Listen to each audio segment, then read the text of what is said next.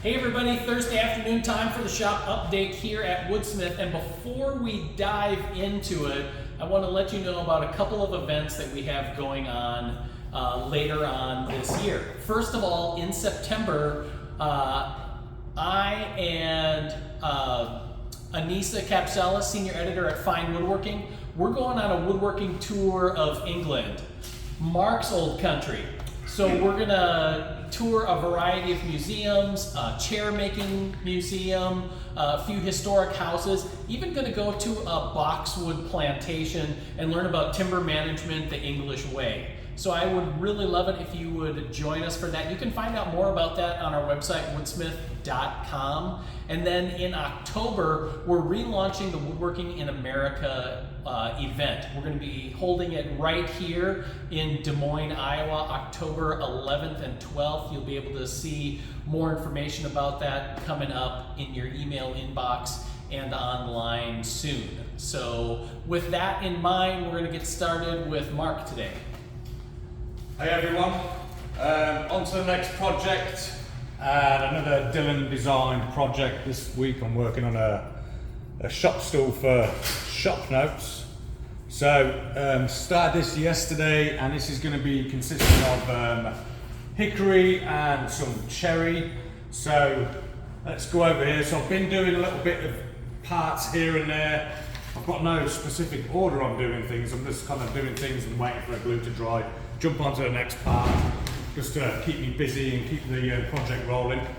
So this part here is actually the backrest. So this consisted of cherry, and then as you see, we've got a mitre there, and in between the mitre, we've got some interesting looking splines which are hickory.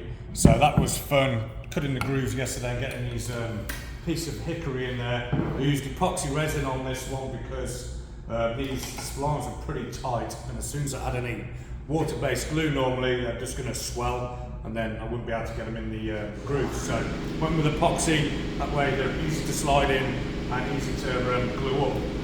Let me show you what this finished part is going to look like. So once that glue has gone off, I'll create a radius. You see there, so this is what this is going to look like eventually,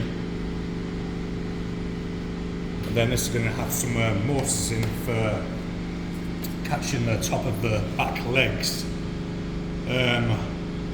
So got this drying. I'll tackle that tomorrow when it's all done. Meantime, working on the legs.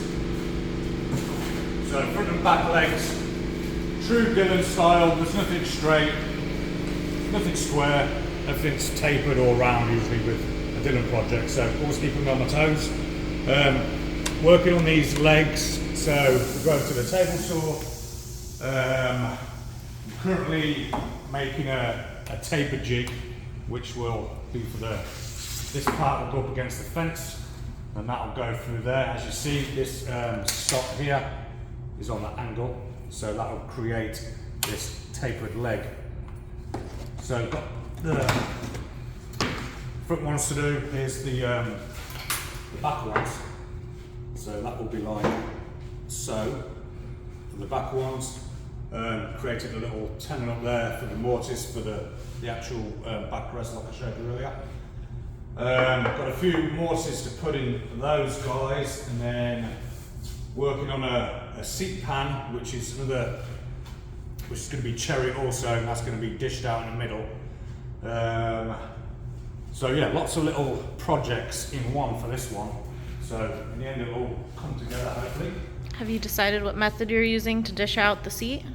I'm using the the crisp finish CNC method at the moment. Oh. But there's lots of different methods we can use for doing that. I've created dishing out jigs which require a plunge router, and then you create like a ramp to go up and down, and then in the process you can turn the piece.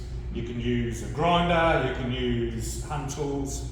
Yeah, there's lots of different methods, but to speed this process along, I've recruited Chris to do it on the CNC machine for me. So that's that. So hopefully you're stuck with that. Lots of different things going on with this one, so it's not too confusing.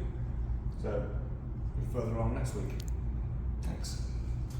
All right, there you go. That's it for today's shop update. Kind of light today here in high summer as we got a lot of stuff going on and some people in and out. Come back next week and we'll find out more on how Steve wrapped up the plant stand, and we'll check in with Dylan on his projects as well. Bye.